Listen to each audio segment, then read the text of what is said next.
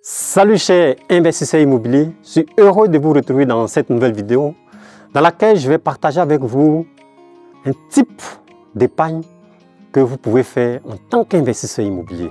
Vous devez le faire. Et bien ici, nous sommes à Bingerville, à Abidjan, en Côte d'Ivoire, c'est en Afrique de l'Ouest pour ceux qui nous suivent de la diaspora. Nous sommes au sein des résidences Quinté, une mini-cité composée de 4 villas duplex, une villa fait 4 pièces, c'est-à-dire 3 chambres salon, garage 2 véhicules, accès sur la dalle. Et vous convenez avec moi, là nous sommes à même le sol. Et derrière moi, vous avez une très belle vue lagunaire depuis le niveau 0. Si vous êtes intéressé à acquérir une villa ici, parce que nous les vendons aux gros œuvres, il n'en reste pas beaucoup, prenez attache avec notre service commercial.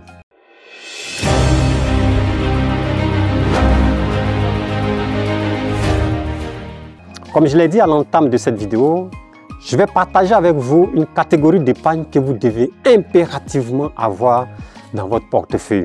Dans une de mes vidéos, je partageais avec vous 2 types d'épargne que vous devez avoir, l'épargne solide et l'épargne liquide.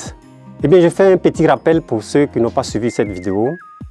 L'épargne liquide, c'est l'épargne qui est immédiatement, en tout cas dans les 24 heures, 48 heures, vous devez immédiatement convertir en liquidité dans votre main.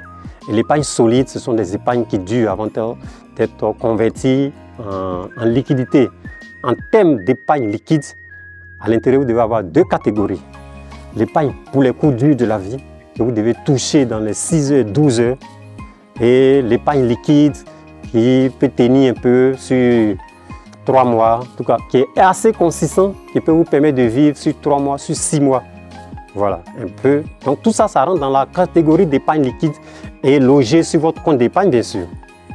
L'épargne solide, quant à elle, c'est l'épargne qui est difficilement convertible en liquidité. Si vous prenez par exemple, si vous avez des terrains, si vous avez des maisons inachevées, si vous avez des produits de bourse, des actions, des obligations, vous êtes d'accord avec moi que pour transformer tout cet argent solide en argent liquide dans votre poche, ça va mettre un peu de temps. Donc, retenez que déjà, il y a 2 catégories d'épargne, l'épargne liquide et l'épargne solide.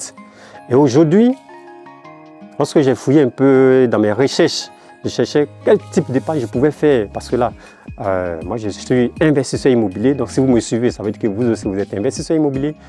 Des fois, vous avez des opportunités de terrain, des opportunités de villa, des opportunités.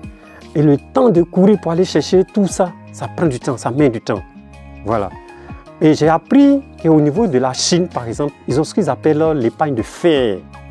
C'est-à-dire que c'est une épargne qui est là pour saisir les opportunités. Et sachez que les Chinois font partie, par exemple, du top 3 des personnes qui épargnent le plus. Voilà. Épargner le plus, c'est bon. Pour nous qui sommes investisseurs immobiliers, vous pouvez épargner, mais vous avez besoin d'argent pour tourner. Donc aujourd'hui, par exemple, je vais vous parler de l'épargne de fer. Comparé à la Chine, je vais l'appeler par exemple l'épargne de terre. Voilà, c'est une épargne que vous pouvez faire immédiatement accessible, peut-être logée dans une autre banque, mais qui est accessible dans les 12-24 heures. L'objectif, c'est pour capter les opportunités immobilières. Voilà, capter les opportunités immobilières. Ah, comme je l'ai dit, là en avril, nous sommes en avril 2025 en Côte d'Ivoire. Nous avons bientôt les élections. Mais pour vous, en tant qu'investisseur immobilier, vous devez être prompt à saisir les opportunités immobilières. Vous pouvez tomber sur une opportunité, mais vous n'avez pas la liquidité. Donc dès maintenant, je vous invite à constituer ce type d'épargne dans une banque ou bien une microfinance qui n'est pas loin de vous, mais vous devez être prêt financièrement lorsqu'une opportunité se présente. Donc c'est cette petite astuce immobilière que je voulais partager dans cette petite vidéo. Et n'oubliez pas, nous avons notre prochain rendez-vous pour les dîners, la 11e édition des dîners de l'immobilier pour le samedi 31 mai 2025. Ça sera à Yamoussoukro, la capitale politique de la Côte d'Ivoire. Les tickets sont mis en vente au prix de 35 000 francs. Vraiment 35 000 francs de 11 h à 19 h. Nous y serons pour partager nos astuces, partager nos échecs et bien sûr, nous finissons toujours par un bon dîner. Moi, c'est René Kessé, je suis investisseur immobilier, je suis conseiller en investissement immobilier. J'ai aujourd'hui 12 mini-cités à mon actif. J'ai accompagné 7 personnes à réaliser leur mini-cité. Et la meilleure manière de réussir dans l'investissement immobilier chez investisseurs lorsque vous démarrez, c'est de vous faire accompagner. Parce que l'immobilier réserve beaucoup de surprises. Quant à moi, je vous dis merci d'avoir suivi ma vidéo. Si vous n'êtes pas abonné, n'hésitez pas à vous abonner.